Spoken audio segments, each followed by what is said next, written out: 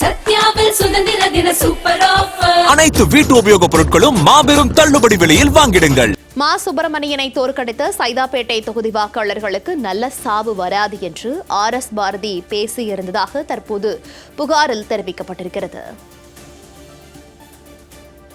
திமுக அமைப்பு செயலாளர் RS பாரதி மீது தாவேக வழக்கறிஞர் பாலாஜி என்பவர் புகார் அளித்திருக்கிறார். புகாரில் என்னென்ன விஷயங்களை குறிப்பிட்டிருக்கிறார்? இந்த புகார் தொடர்பான முழுவிவரங்கள். வணக்கம் மோனிகா.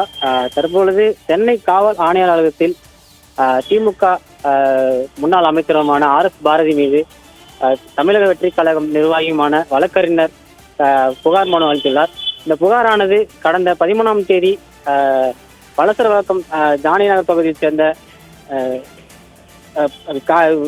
நிர்வாகி தமிழக வெற்றிக் கழக நிர்வாகி புகார் அளித்துள்ளார். அதுவே கடந்த 13ஆம் தேதி முத்தமிழர் கலைஞர் அவர்கள் நினைவு புகழாரம் கூட்டத்தில் RS பாரதி மேடையில் பேசிய போது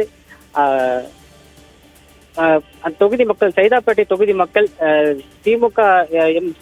திமுக உறுப்பினரை தோற்கடித்த ஆதங்கத்தில் அந்த பகுதி மக்களை காரசாரமாகவும் மக்களை தபிக்கும் விதமாகவும் பேசியிருந்தார். வாக்களித்த மக்களுக்கு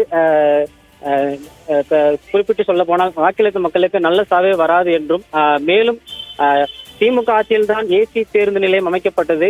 ஆனால் அந்த ஏசி பேருந்து நிலையத்தில் உட்கார்ந்து தற்போது தமிழக வெற்றிக் கழகத்தினர் கஞ்சா அடித்துக் கொண்டும் ரகளில் ஈடுபட்டும் வருகிறார்கள். அவர்களுக்கு போய் வாக்களித்து அரியறையில் அமர வைத்தீர்கள் என்றும் இது போன்று நான் சைதாப்பேட்டை மக்களை குறிப்பிட்டும் சபிக்கும் விதமாகவும் RS பாரதி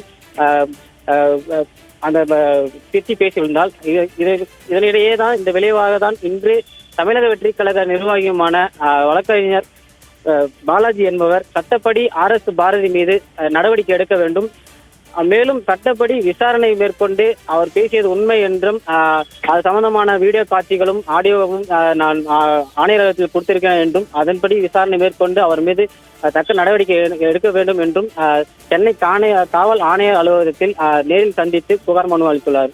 மோனிகா.